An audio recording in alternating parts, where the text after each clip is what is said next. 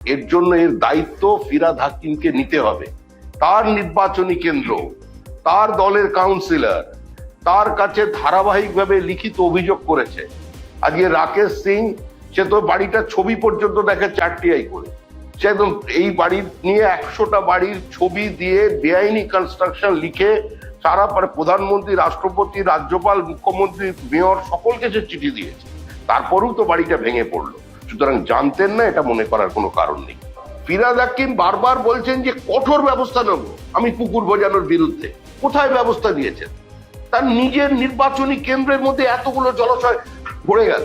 আজকে সকালবেলা মুখ্যমন্ত্রী গিয়ে তিনি সমস্ত নির্বাচনী বিধি ভেঙে দিয়ে তিনি 5 লক্ষ টাকা করে ক্ষতিপূরণ দেবেন তার ঘোষণা করে দিয়ে এলেন।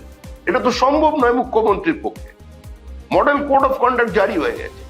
এখানে গিয়ে মুখ্যমন্ত্রী তার অন্য কোনো অফিসারকে দিয়ে সেটা ঘোষণা করাতে পারতেন, কিন্তু তিনি নিজে দলের প্রধান হিসেবে তিনি সেই ঘোষণা করলেন। যারা মারা গেছেন তাদের প্রত্যেককে, তাদের পরিবারকে 50 লক্ষ টাকা করে ক্ষতিপূরণ এবং যারা আহত হয়েছেন, গুরুতর জখম অবস্থায় ভর্তি আছেন, তাদের 10 লক্ষ টাকা ক্ষতিপূরণ কলকাতা কর্পোরেশনকে দিতে হবে। আজকের যে ঘটনা ঘটেছে এবং এই ঘটনা নিয়ে অন্তত প্রচারের ব্যাপকতা, মানুষের সামনে যেভাবে নতুন করে বিভিন্ন প্রশ্ন এনে দাঁড় করাচ্ছে, কিন্তু আসলে যদি আমরা সমস্যার গোড়ায় যাই, এটা নতুন কোনো ঘটনা নয়।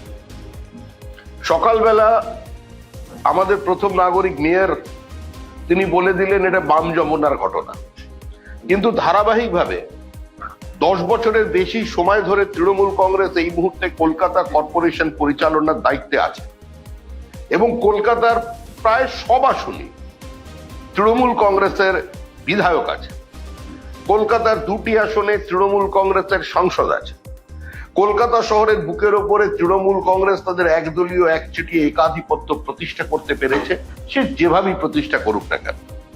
কিন্তু টক টু মেয়র অনুষ্ঠানে আমাদের মহামান্য মেয়র ফিরহাদ হাকিম তিনি অত্যন্ত উদ্বেগ প্রকাশ করেছিলেন কিছুদিন আগে, যেভাবে টক টু মেয়রে বিভিন্ন জায়গায় পুকুর বোঝানো, জলাশয় বোঝানো, ভেড়ি বোঝানো নিয়ে তার কাছে মানুষ বারবার অভিযোগ জানাচ্ছিলেন।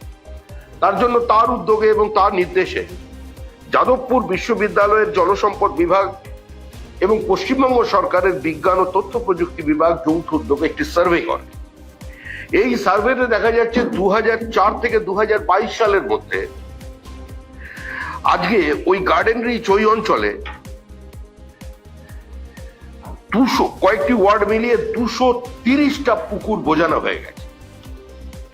2004 থেকে 2022 সালের মধ্যে আজকে 230টা পুকুর বোঝানো হয়েছে। এটা হচ্ছে কার্যত সেই সংস্থার report.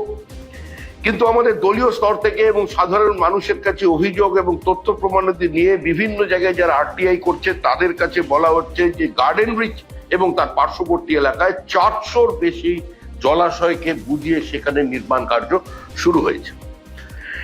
Eastern metropolitan bypass ward number 108 এ তো একদম বিশ্ব রেকর্ড করে ফেলেছে। শুধুমাত্র একটি ওয়ার্ডে 210টি পুকুর, দিঘি এবং ভেড়ি মিলিয়ে 210টি জলাশয়কে সম্পূর্ণ বুঝিয়ে ফেলা হয়েছে।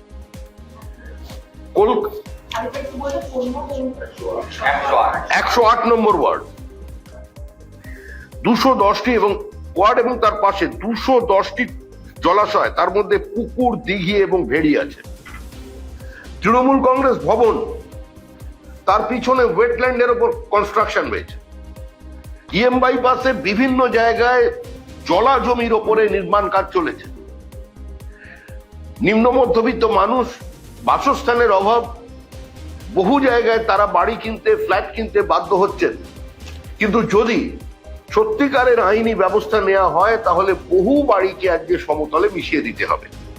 আমাদের ভিডিও ভালো লাগলে লাইক এবং শেয়ার করুন। কমেন্ট সেকশনে গিয়ে জানান আপনাদের মতামত।